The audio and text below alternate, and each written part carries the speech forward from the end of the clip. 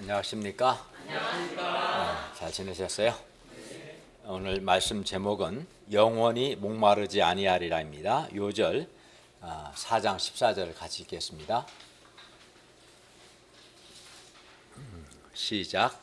내가 주는 물을 마시는 자는 영원히 목마르지 아니하리니 내가 주는 물은 그 속에서 영생하도록 솟아나는 샘물이 되리라. 기도하겠습니다. 은혜로우신 주님, 오늘도 저희가 살아계신 성부 하나님, 성자 하나님, 성령 하나님께 예배드릴 수 있도록 은혜 주심을 감사합니다. 우리가 드리는 예배가 하나님을 기쁘시게 하는 그러한 예배가 되게 하여 주시옵소서. 우리가 말씀을 통해서 은혜를 받고 믿음과 순종과 감사로 반응하도록 도와주십시오. 예수님의 이름으로 기도하였습니다. 아멘. 사람에게는 목마름이 있습니다. 운동선수는 우승에 목말라 하고, 또 학생들은 졸업 후에 좋은 직장 취업에 목말라 합니다. 또 어떤 사람은 남녀의 사랑에 목말라 하기도 하고, 또 어떤 사람은 사람의 인정이나 칭찬에 목말라 합니다.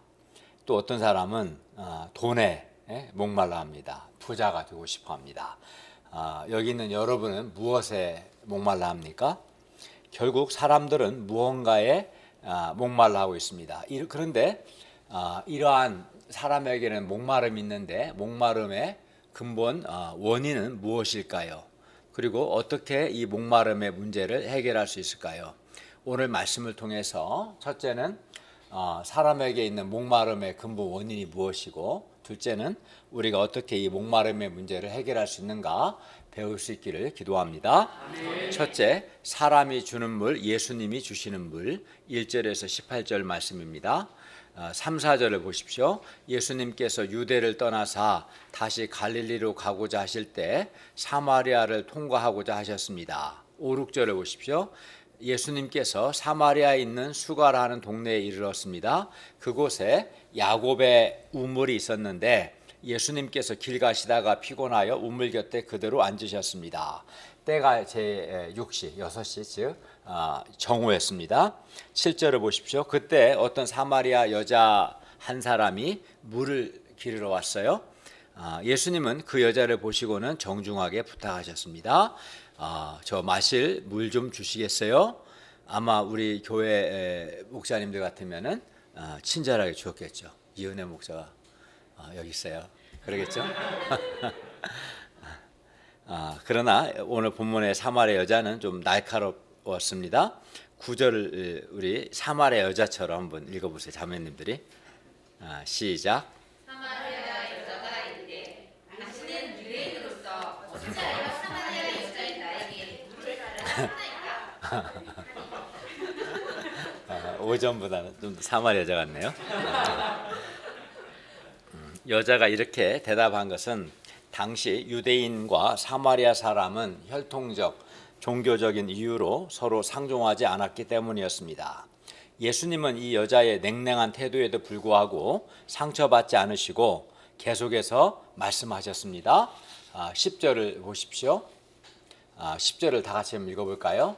시작. 예수께서 대답하여 이르시되 내가 너에게 하나님의 선물과 또 너에게 물론 하나님과 누구인 줄 알았다 하면 내가 그에게 구하였을 것이요 그가 생수를 내게 주었으리라. 이 말씀을 보면 예수님은 그 여자에게 하나님의 선물, 여기서 하나님의 선물은 생수죠. 생수를 주고 싶어 하셨음을 알 수 있습니다. 그러나 여자는 하나님의 선물에 대해서 알지 못했습니다. 또 그에게 말씀하시는 예수님이 어떤 분이신지도 여자는 알지 못했습니다. 여자는 예수님을 유대인 남자 정도로만 생각했습니다. 여자는 지금까지 살아오면서 하나님께서 자기를 위해서 선물을 준비하셨고 그 선물을 주고자 하신다는 사실을 알지 못했습니다. 그래서 그는 하나님께 구하지 않았던 것입니다. 그러나 예수님은 여자에게 하나님의 선물 곧 생수를 주고자 하셨습니다. 예수님은 우리에게도 하나님의 선물 곧 생수를 주고자 하십니다. 여기서 생수가 뭡니까? 여기서 생수는 말 그대로 살아있는 물인데 여기서 생수는 성령을 가리킵니다. 요한복음에서 4장, 7장 요한복음에서 물은 성령을 가리키는 표현이고 여기서 생수는 성령을 가리킵니다. 그러나 여자는 예수님께서 말씀하시는 생수를 땅속 깊은 곳에서 솟아나는 물리적인 자연의 물로 오해했습니다. 그러니까 이러한 물로 생각한 거죠. 그래서 이렇게 말합니다. 11, 12절을 보십시오. 주여 물 기를 그릇도 없고 이 우물은 깊은데 어디서 당신이 그 생수를 얻겠사옵니까? 그러니까 땅속 깊은 곳에서 나오는 물로 생각하고 근데 이제 예수님이 물 기를 그릇도 없는데 또 이 우물은 깊은데 어디서 생수를 기를 수 있는가 이렇게 물어본 거죠.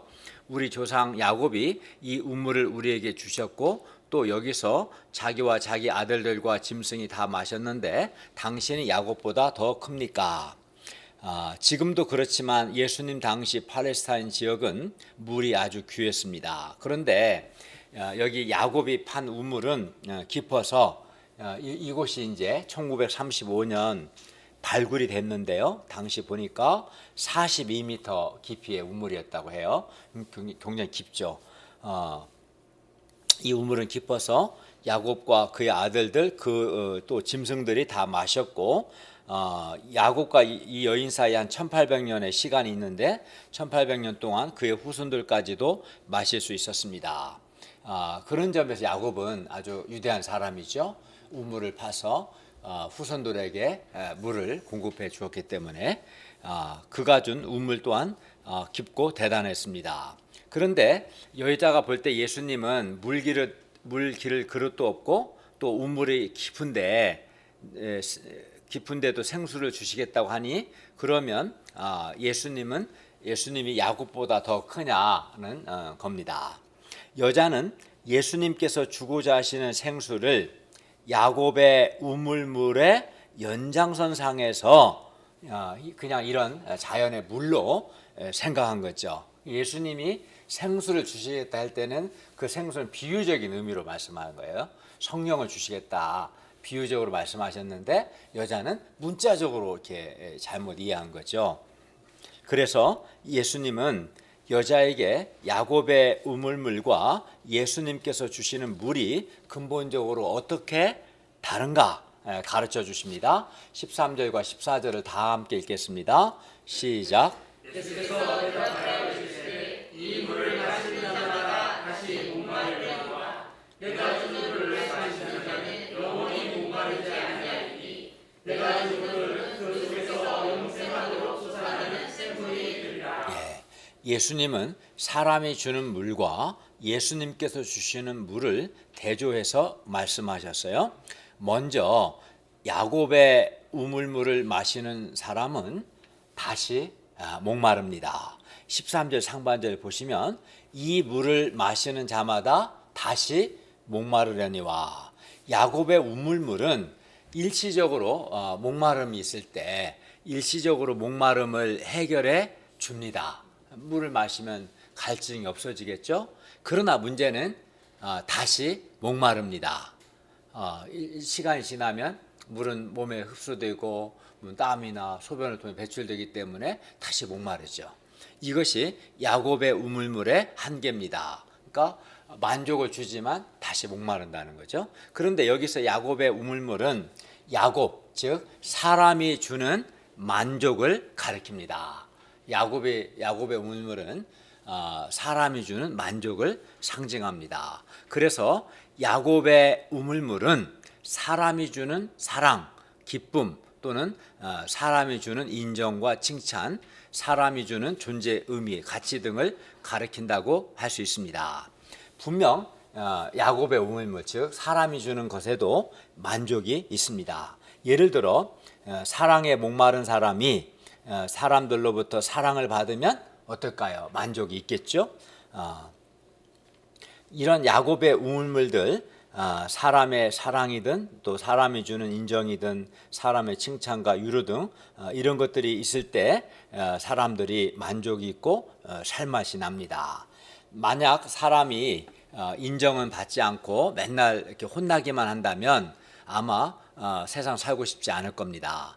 그런데 예수님은 사람이 주는 물을 마시는 자마다 다시 목마르게 된다라고 말씀하셨어요. 13절에서 이 물을 마시는 자마다 다시 목마르려니와 라고 하셨습니다. 이것이 사람이 주는 물에 어쩔 수 없는 이제 한계입니다. 실제로 사람이 주는 사랑과 위로, 인정과 칭찬의 물을 마실 때 만족이 있습니다. 사람이 자기를 인정해주고 다윗을 칭찬해주고 위로해주면 만족이 있겠어 없겠어요? 이 다윗 있겠죠? 예.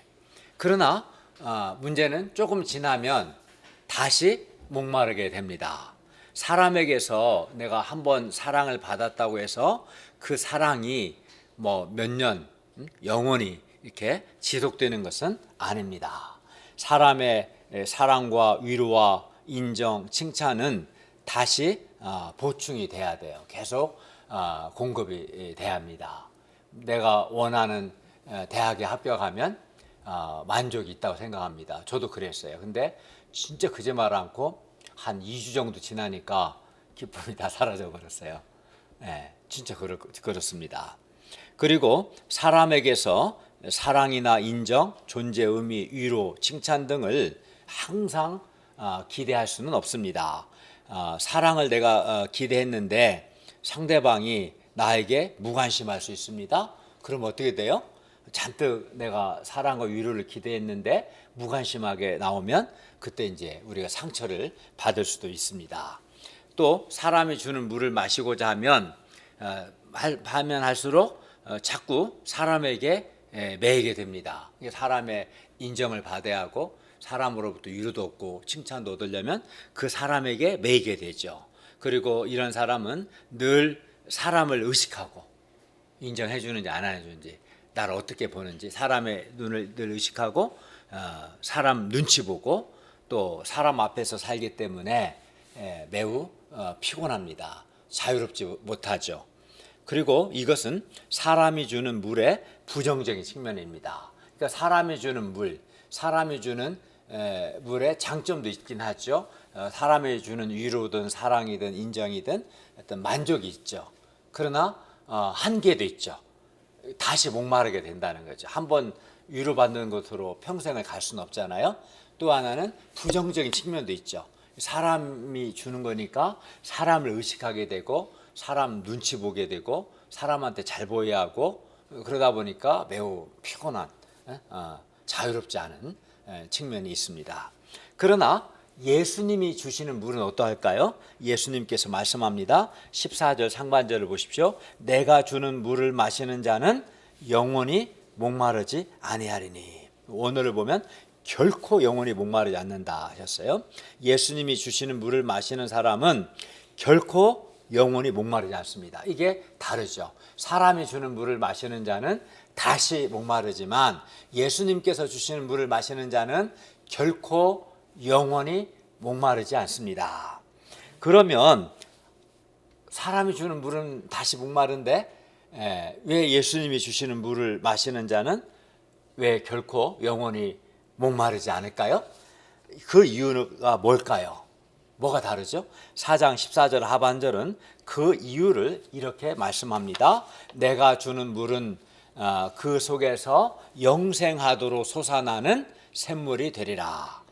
그러니까 예수님께서 주시는 물은 그 물을 마시면 그 물은 그 사람 속에서 영생에 이르도록 솟아나는 샘물이 됩니다. 그러니까 예수님이 주시는 물은 영생하도 솟아나는, 이 말은 영생에 이르게 하는, 즉 영생을 준다는 뜻이에요.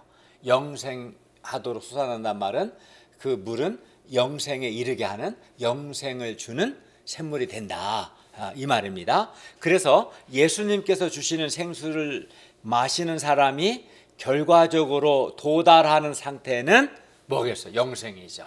예수님 주시는 물을 마시면 영생에 이르게 돼요. 영생을 얻게 돼요. 영생을 주는 샘물이 되는 거죠. 그러므로 예수님이 주시는 생수는 사람에게 뭘 주는 거예요? 결국 그렇죠. 영생을 주는 거죠. 이것이 사람이 주는 물과 예수님이 주시는 물의 근본적인 차이입니다. 사람이 주는 물에는 영생이 없어요.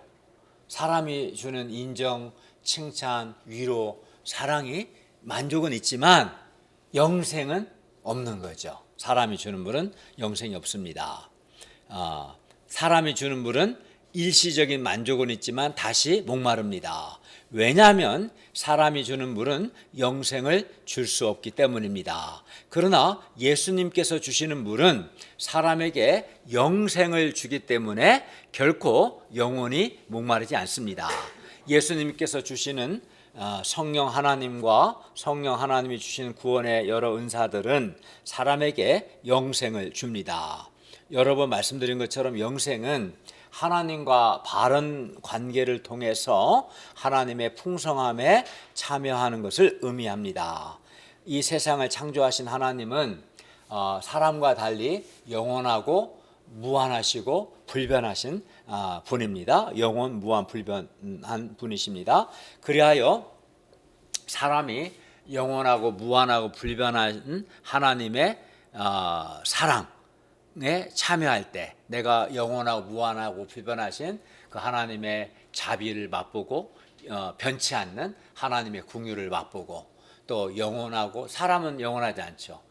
다시 목마르지만 사람이 준 사랑은 근데 하나님의 사랑은 영원 무한 불변하신 사랑이고 또 하나님의 영원하고 무한하고 불변하신 은혜와 그의 긍휼과 또 그의 도우심 또 그의 선하심 그의 인도하심을 내가 누릴 때 참여하고 누릴 때 우리는 어떨까요? 그 누리는 것 그 자체가 영생이고 그죠? 내가 하나님의 영원하고 무한하고 불변하신 그런 사랑, 자비, 긍휼, 도우심, 은혜를 내가 맛보는 것, 누리는 것 자체가 영생이고 이러한 영생이 나에게 있을 때 어떨까요? 마음에 참 기쁨과 만족과 행복이 있게 되죠. 이게 사람의 사랑은 영원하지 않아요. 변해요. 사람의 위로도. 근데 하나님의 사랑, 그의 긍휼, 그의 선하심, 그의 도우심, 그의 은혜 이것은 영원하 무한하 불변하 그거를 내가 하나님과 바른 관계 속에서 경험하고 누릴 때 그거 자체가 영생이고 말할 수 없는 기쁨과 행복이 있게 돼요. 그리고 이런 영생이 있는 사람은 결핍이 있겠어요 없겠어요? 없죠. 충만한 사랑과 충만한 위로와 충만한 은혜를 선하심을 맛보기 때문에 결핍이 전혀 없는 겁니다. 따라서 영생은 인간이 하나님과 바른 관계를 통해서 하나님과 바른 관계 속에서 누리는 거예요. 그러면 바른 관계가 중요하거든요. 바른 관계.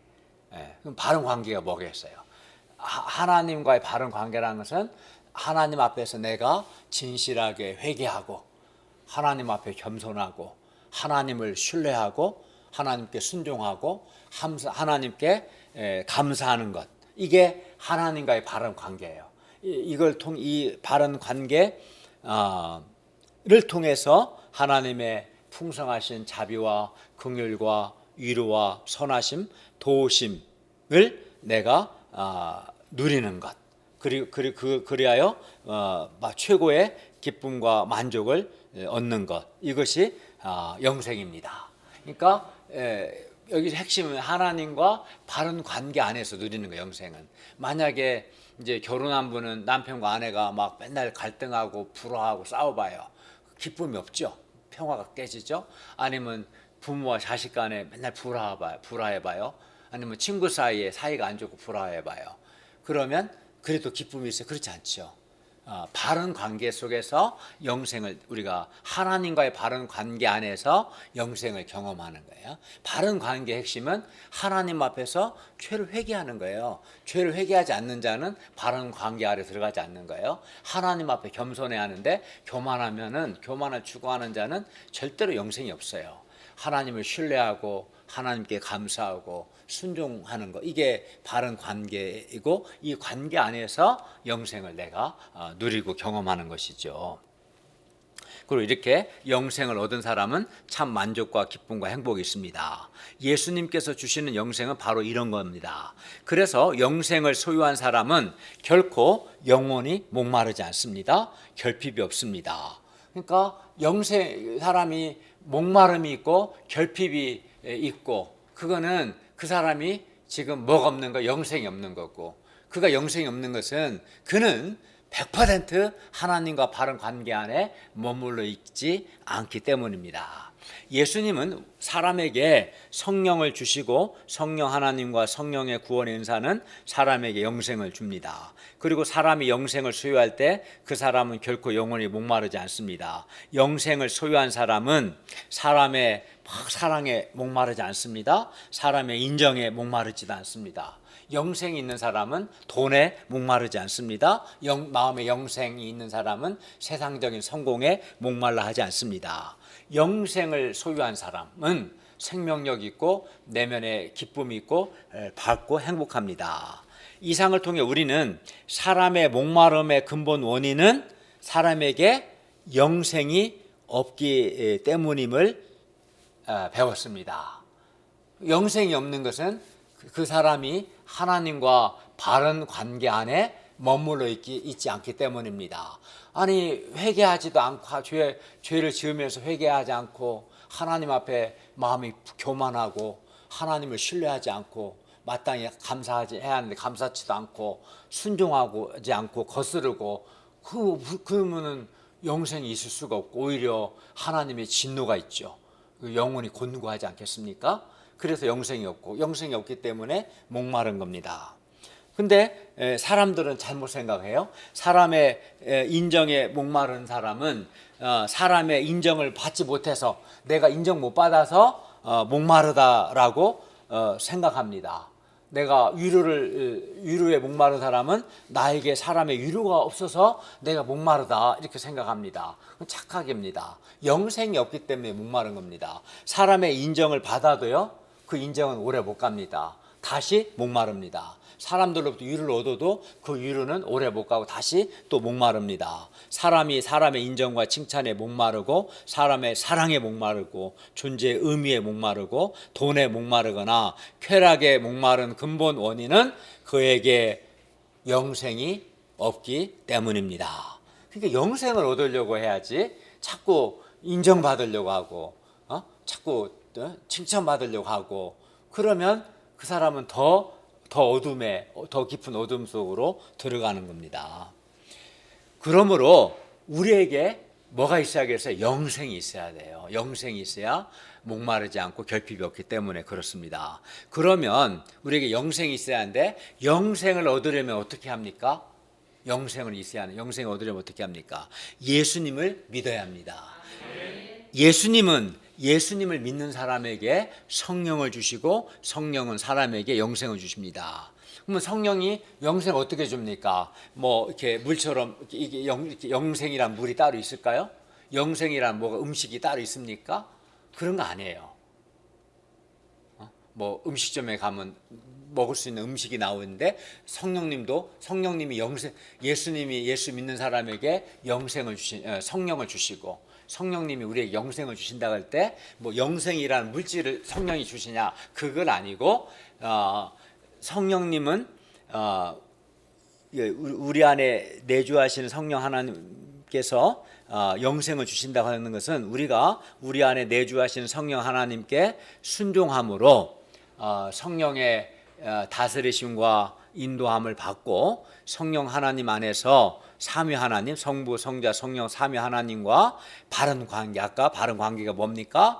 회개하고 하나님을 신뢰하고 하나님께 감사하고 하나님께 순종하는 것, 이게 이제 바른 관계 안에 머물 때 우리가 영생의 기쁨과 행복을 풍성하게 누리게 됩니다. 근데 이것이 성령 안에서 가능한 거예요. 사실은 성령 안에서. 이게 이따도 살펴보겠지만, 예를 들어서 지금 말씀 예배를 드립니다. 선포되는 목회자를 통해 선포되는 말씀을 통해서 성령 하나님께서 우리의 죄를 깨닫게 하시고, 그때 내가 회개할 때 영생이 있고, 또 성령님께서 하나님의 뜻을 깨우쳐 주실 때 내가 그 뜻을 믿고 순종하고자 할 때 영생이 있는, 그 영생에 이르도록 성령님이 우리를 도우시는 거죠. 그리고 우리는 성령 하나님께 순종하는 거죠. 그렇게 해서 영생 얻는 거지, 우리의 어떤 회개나 믿음이나 순종이나 감사나 그거 없이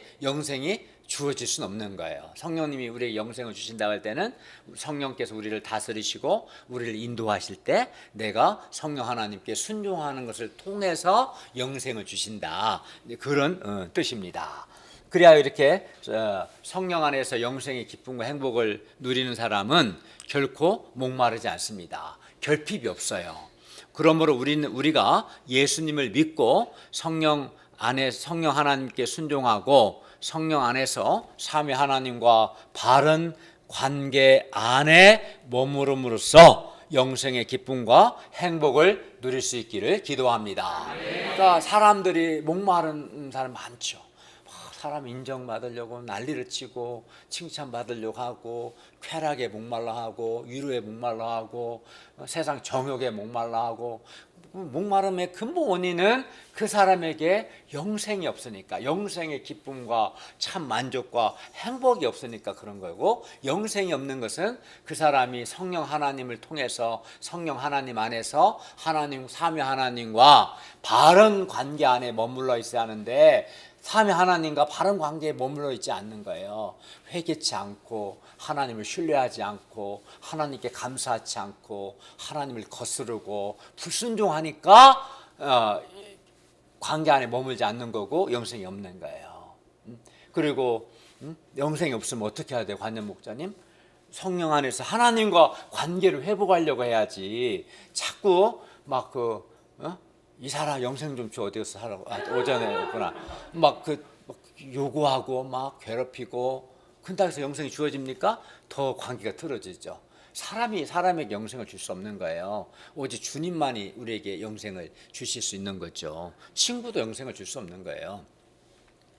예수님이 주시는 물을 마시는 자는 결코 목마르지 않는다는 말을 듣고 여인의 태도가 완전 달라집니다. 15절을 보십시오. 주여 그런 물을 내게 주사 목마르지도 않고 또 여기 물길러 오지도 않게 해주세요. 예수님은 이 여자에게 말씀합니다. 16절을 보십시오.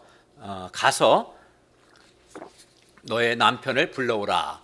본문의 사마리아 여자는 남편을 자기의 목마름을 채워줄 대상으로 생각했어요. 본문의 이 사마리아 여자는 남편이 주는 사랑 또 위로를 통해서 내면의 목마름을 해결하고자 했었습니다. 그러나 남편이 주는 사랑과 위로는 다시 목말랐습니다. 그래서 이 남편에게 문제가 있다고 생각하고 여자가 남편을 바꿔봤어요. 어떻게? 이 첫 번째 남편을 이혼하고 재혼한 거죠. 그러나 그 처음에는 두 번째 남편이 첫 번째 남편과 달리 또 위로와 사랑을 주는 것 같아서 잠깐 만족이 있었는데 조금 지나서 다시 또 목말랐어요. 그래서 이 여자는 이 두 번째 남편도 문제가 있는가 보다 자꾸 그렇게 생각하고 이제 좋은 남편을 만나려고 결혼에 모든 것을 걸고 한마디로 5번, 6번 결혼한 거죠. 5번 결혼하고 6번째 남자랑 동거한다고 할 수도 있고 아니면 6번째 남편과 살고 있는 겁니다. 지금 어떤 남자와 동거 중에 있는 거죠. 그러나 목마름은 여전했습니다. 남편이 주는 사랑은 만족 있지만 다시 목마른 거죠. 예수님의 말씀과 같이 사람이 주는 물을 마시는 사람은 다시 목마른 겁니다. 남편이 아내를 사랑한다고 해서 아내에게 영생을 줄 수는 없습니다. 여자는 남편에 대해 이렇게 말합니다. 17절 상반절을 보십시오. 나는 남편이 없습니다. 예수님께서 그 여자의 말을 인정해 주십니다. 17, 18절을 보십시오. 네가 남편이 없다는 말이 옳도다. 너에게 남편 5이 있었고 지금 있는 자도 너의 남편이 아니니 네 말이 참되도다. 그러니까 이 여자는 6번째 남자랑 살고 있는 거죠. 대단한 사람이죠. 오늘날도 6번 결혼한 여자 어디 있어요? 그러려면 이 여자가 굉장히 능력이 있고 매력이 있으니까 결혼도 했겠죠. 능력 있는 여자였어요. 그러나 만족이 없었던 거죠. 이는 여자에게 생수를 주고 여자의 목마름을 채워줄 그러한 남편이 없다는, 그러니까 남편이 아예 없다는 말이 아니라 자기가 기대한 생수를 줄 만한 참 만족을 지속적으로 주는 그런 남편이 없다, 이런 뜻으로 말했을 겁니다. 예수님은 가서 너의 남편을 불러오라 말씀을 통해서 남편을 통해서 목마름을 해결하려고 한 그것이 이 여자의 문제임을 가르쳐 주셨습니다. 물론 사람마다 다르겠죠. 이 여자의 경우는 남편을 통해서 목마름을 해결하려고 했는데, 어떤 사람은 좋은 직장을 통해서 또는 연봉을 통해서, 또는 어떤 사람은 사람들의 인정과 칭찬을 통해서 목마름을 해결하려고, 사람마다 다 다르겠죠. 그 목마름을 해결하려는 수단 자체. 근데 어쨌든 이 여자는 남편을 통해서 해결하려고 했던 거죠. 여자 역시 예수님의 말씀을 통해서 남편이 자기의 목마름을 해결해 줄 수 없다는 것과, 살아보니까 정말 그렇죠. 또 자신이 얼마나 사람이 주는 물에 목말라 했는가, 구체적으로 남편이 주는 위로와 사랑에 목말라 했는가를 새롭게 깨닫게 되었습니다. 예수님 말씀이 맞죠. 사람이 주는 이 물을 마시는 자는 다시 목마르다. 그 말씀이 정말 맞았습니다. 여자는 자신의 인생에서 예수님께서 주시는 물을 마시지 않고 사람이 주는 물을 마시고자 한 바로 그것이 잘못이었다 라는 것을 깨닫게 되었습니다. 우리도 이것을 깨달아야 합니다. 이걸 깨달아야 돼요. 그래야 바뀝니다. 사람은 영생을 줄 수 없다. 사람이 주는 물은 마셔도 잠깐은 만족했지만 다시 목마르고, 그 과정에서 지치게 되고 사람 앞에서 살게 되고 사람에게 매이게 되고 그렇다. 망가질 수밖에 없다. 이것을 깨닫고 오직 예수님이 주시는 물만 우리에게 영생을 줄 수 있다는 것을 깨닫는 것이 매우 중요합니다. 그리고 예수님을 믿고 예수님이 주시는 성령 하나님께 순종하고 성령 하나님의 다스림을 받고 성령 안에서 삼위 하나님과 바른 관계를 맺음으로, 바른 관계의 핵심은 회개와 믿음과 감사와 하나님께 대한 순종이죠. 이 바른 관계를 맺음으로 영생의 기쁨과 행복을 누려야 합니다.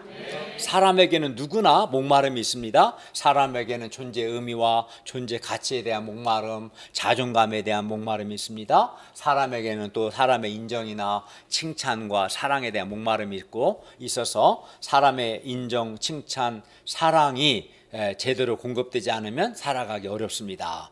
사람의 인정과 칭찬과 사랑이 공급되지 않는 사람은, 그러니까 사람의 인정과 사랑과 칭찬을 전혀 못 받는 사람은 그 내면이 메마른 땅과 같게 됩니다. 그래서 막 날카롭게 되고 짜증도 많아지게 됩니다.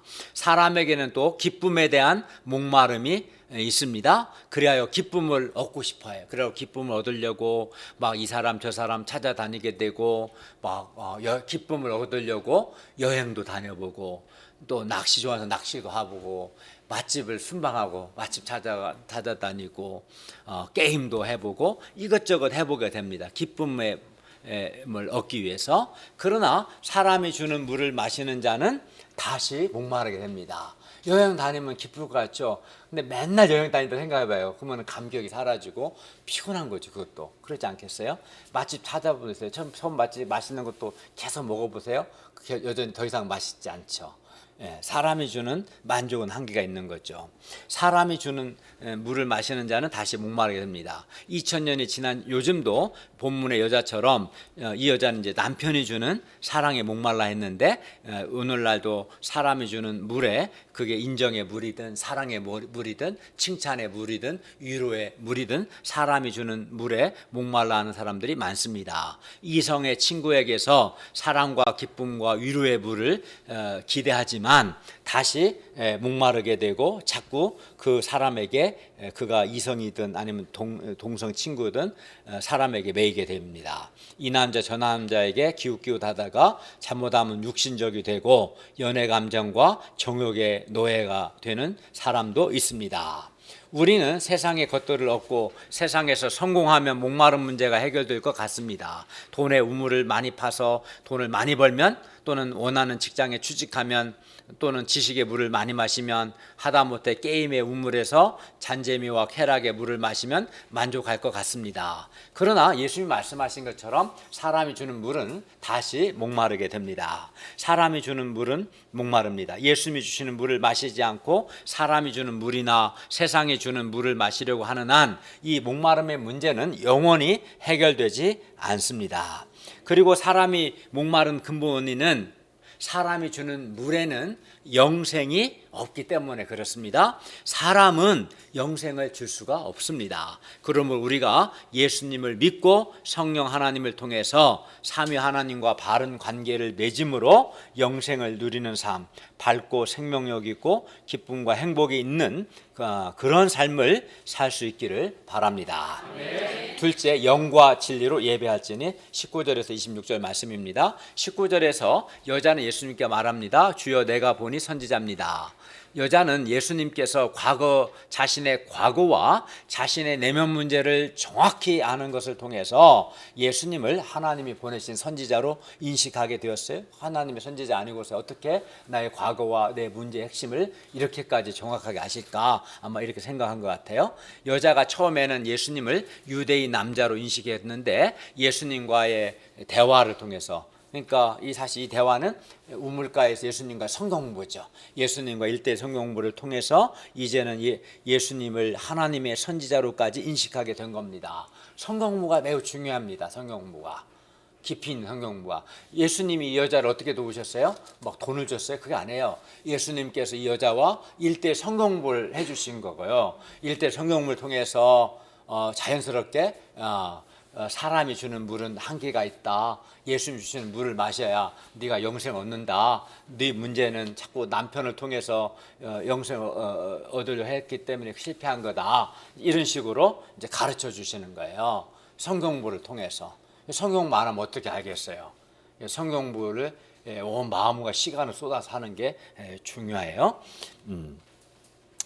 여자는 이제 예수님이 하나님의 선지자로 인식하게 되고, 그래서 이제 평소 궁금했던 걸 물었습니다. 왜냐하면 누구도 대답해 주지 못했던 문제. 그게 뭡니까? 20절을 보십시오. 우리 조상들은 이 산에서 예배했는데 당신들의 말은 예배할 곳이 예루살렘에 있다고 합니다. 이 산은, 여자가 말한 이 산은 사마리아 지역에 있는 그리심 산을 가리킵니다. 사마리아의 그리심 산에서 예배 드리는 것이 맞습니까? 아니면 예루살렘 성전에 가서 예배 드리는 것이 맞습니까? 여인의 이 질문은 예배 장소에 관한 것이었습니다. 왜냐하면 유대인과 사마리아 사람들 사이에는 예배 장소로 인한 오랜 갈등이 있었기 때문입니다. 그리고 예배 장소에 대한 유대인들의 말과 사마리아 사람들의 말이 서로 달랐기 때문입니다. 유대인들은 예루살렘 성전에서 예배드려야 한다고 그러고, 사마리아 사람들은 그렇지 않다, 그리심산에서 예배드려야 한다, 이렇게 말했기 때문에 이제 알고 싶었던 거죠. 예수님께서 여자에게 말씀합니다. 21절을 보십시오. 여자여, 내 말을 믿으라. 이 산에서도 말고 예루살렘에서도 말고 너희가 아버지께 예배할 때가 이르리라. 예수님께서 너희가 아버지께 예배할 때가 이르리라고 하신 것은 하나님과의 관계에서 이제 사마리아 사람들도 하나님을 아버지로 예배할 수 있는 새로운 시대가 도래한다는 뜻입니다. 그러니까 지금까지는 이방인들이 하나님을 예배할 수 없었고요. 또 유대인들이 하더라도 하나님을 예배하되 하나님을 아버지로 예배할 수는 없었어요. 그 위대한 다윗도 아브라함도 하나님을 아버지 이렇게 부르지는 못했습니다. 그만큼 친밀할 수는 없었거든요. 그런데 이제는 하나님을, 창조주 하나님을 하나님 아버지라고 부르고 예배할 때가 도래했다는 거죠. 어떻게 해요? 우리가 이렇게 하나님을 아버지로 예배할 수 있게 된 것은 예수님께서 우리 죄를 위해 십자가에서 죽으시고 사흘 만에 부활하시고 승천하시고 성령을 파송하셔서 예수님 자신이 새 성전이 되시고, 또 우리가 성령께서 거하시는 성전이 되었기 때문에 가능하게 된 거예요. 예수님이 새 성전 되시고 우리 안에 성령이 거하시기 때문에 우리는 새 성전 되신 예수님 안에서 내주하시는 성령의 인도함을 받아서 하나님을 아버지로 예배할 수 있게 되었다 뜻입니다.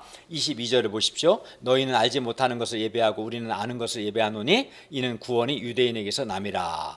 사마리아 사람들이 알지 못하는 것을 예배한다는 것은 여호와 하나님과 우상을 같이 섬기는 사마리아 사람들의 종교 혼합주의로는 구원을 얻을 수 없다. 구원의 길이 될 수 없다는 뜻입니다. 왜냐하면 당시 사마리아 사람들은 여호와 외에 우상을 같이 섬겼거든요. 그것은 구원의 길이 될 수 없다 이런 뜻입니다. 그리고 우리가 아는 것을 예배하노니 이는 구원이 유대인에게서 남이라 라고 하신 것은 성경이 유대인들에게 주어졌고 그리스도도 유대인들에게서 태어났기 때문에 실제로 예수님은 아브라함과 다윗의 자손으로 오셨지 않습니까? 그렇기 때문에 예수님께서 유대인들의 구속사적 정통성을 인정하고 따라서 유대인들의 예배를 인정하신 겁니다.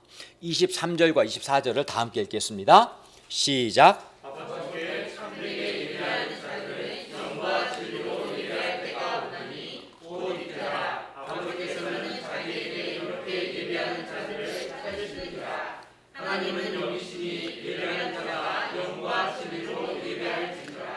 예수님은 여자에게 이제 예배 장소가 문제가 아니라 예배의 방식이 문제임을 중요함을 말씀합니다. 그러니까 하나님 아버지께 예배하는 자들은 예루살렘 성전이나 그리심산 장소가 중요한 게 아니라 이제는 어떻게 해요? 영과 진리로 예배합니다. 이제는 영과 진리로 예배합니다. 하나님은 영이시기 때문에 예배하는 자가 영과 진리로 예배해야 합니다. 그리고 이렇게 예배하는 자가 영과 진리로 예배하는 것이 하나님을 참되게 예배하는 것이고 이런 예배가 바른 예배라고 말씀합니다. 그리고 여기서 하나님이 영이시다라는 것은 하나님은 비물질적이고 비신체적인 존재이기 때문에 어디에나 편지하신다는, 그러니까 우리는 이렇게 이런 물질과 신체가 있는데 하나님은 영이시다는, 하나님은 우리와 같은 이런 신체나 물질이 없거든요. 그래서 어디에나 계시고 또 무엇보다 하나님이 영이시다는 것은 하나님은 성령을 통해서 이 세상에 임재하신다는 뜻입니다. 조금 말이 어렵죠? 그리고 영과 진리로 해서 영은 성령을 가리키는 표현이에요. 영은 성령을 가리키고 영과 진리로는 영으로 곧 진리로라는 뜻입니다. 우리가 요한복음 3장에서 물과 성령으로 나지 아니하면 하나님 나라에 볼 수 없다 할 때 물과 성령도 물 곧 성령 이런 뜻이거든요. 중원법이라는데 여기 또 마찬가지입니다. 영과 진리는 영으로 곧 진리로, 영으로 드린 예배가 진리, 올바른 예배라는 뜻이죠. 곧 즉 성령으로 드리는 예배가 참된 예배라는 뜻입니다. 따라서 이제 본문의 사마리아 여자를 포함해서 우리는 이제 예루살렘 성전이 아닌 하나님의 새 성전된 예수님 안에서 영으로, 즉 성령으로 하나님 아버지께 예배합니다.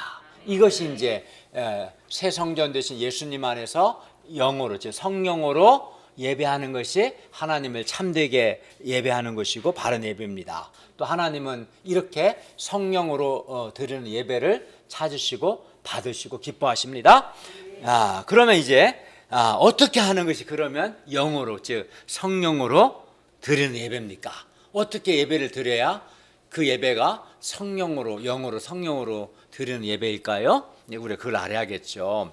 우리가 성령 하나님의 인도하심을 받아 하나님 아버지를 예배하는 것이 영으로 드리는 예배입니다. 지금 우리가 예배 드리고 있잖아요. 지금 예배 드리는 이 시간에도 성령 하나님께서는 제가 전하는 목회자를 통해 선포하시는 하나님의 말씀을 통해서 우리에게 죄를 깨닫게 하시고 이때 이제 또 예수님께서 이러한 우리 죄를 위해 십자가에서 대속의 죽음을 죽으셨다는 것을 성령께서 가르쳐 주십니다. 이때 우리가 예수님의 죄 용서를 믿고 진실하게 회개하는 것, 이것이 성령의 인도함을 받는, 즉 성령으로 예배하는 것입니다.